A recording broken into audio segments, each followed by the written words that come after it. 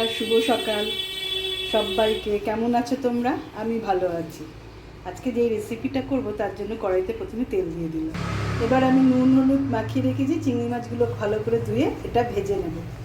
চিংড়ি মাছগুলো ভেজে নেব, কিন্তু খুব বেশি কড়া করে ভাজবো না।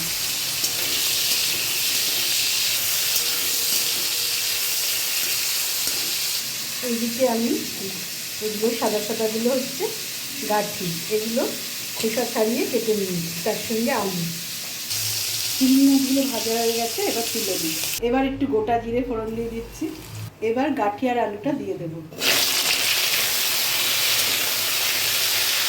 এবার একটু নুন দিয়ে দিচ্ছি আর লুচিও দিয়ে দিচ্ছি, একটু ভেজে দেবো। দেখুন বন্ধুরা, আলু আর গাঠিটা হাতের বেশি ভাজা হয়ে গেছে। এবার আমি এর মধ্যে পেঁয়াজ কুচি দিয়ে দেবো। পেঁয়াজ কুচিটা দিয়ে দিচ্ছি। পেঁয়াজ দিয়ে একটু ভাজা ভাজা করে নেব।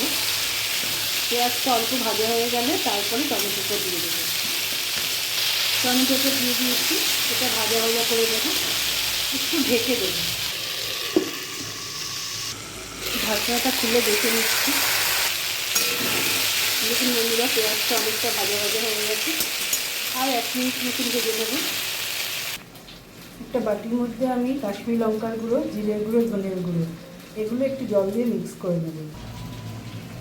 অল্প জল দিয়ে মিক্স করব। এবার এই মশলার মিক্সটা দিয়ে দেবো, ভালো করে কষিয়ে নেব।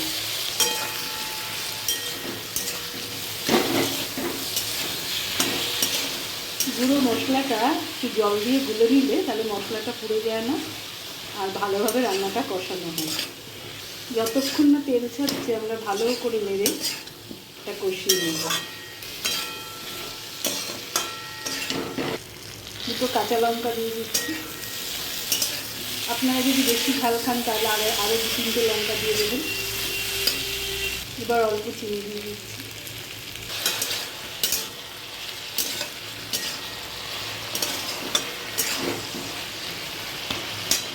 এবার চিংড়ি মাছটা মিশিয়ে দিচ্ছি। চিংড়ি মাছটা আমি একটু তেল সহ মিশিয়েছি, তাহলে ভালো লাগে। সবসময় চিংড়ি মাছ ভাজাটা যখন তুলবেন না, একটু তেল সমেত তুলবেন, তাহলে না তরকারি যখন কষানো হয়ে যাবে ওই মাছের তেলটা পড়লে তরকারিটা খুব স্বাদ হয়।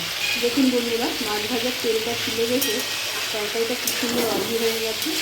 আর এই গন্ধটা না তরকারির ভিতরে খেতে যাবে।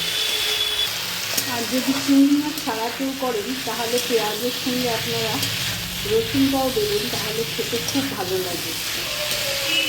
তরকারিটা কষানো হয়ে গেছে, এখন কড়াই থেকে তেল ছাড়তে শুরু করেছে। এবার আমরা জল দিয়ে দেবো। জল দিয়ে দিচ্ছি। খুব বেশি ঝোল হবে না, এটা সেদ্ধ হবে সেই আন্দাজে আমি জলটা দিলাম। এটা মানে একটু কাই ভাব থাকবে, আর যারা একটু ঝোল পছন্দ করেন তারা তাহলে সেই আন্দাজে ঝোলটা দেবেন। আমি খুব ঘন ঘন করেই করব, মানে ঝোল থাকবে কিন্তু খুব পরিমাণে কম। এবার এটা ঢেকে দেবো।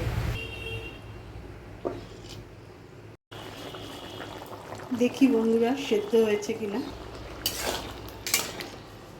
একদম গলে গেছে বন্ধুরা, হয়ে গেছে। অল্প একটু গরম মশলার গুঁড়ো দেবো। এবার নামিয়ে নেব বন্ধুরা।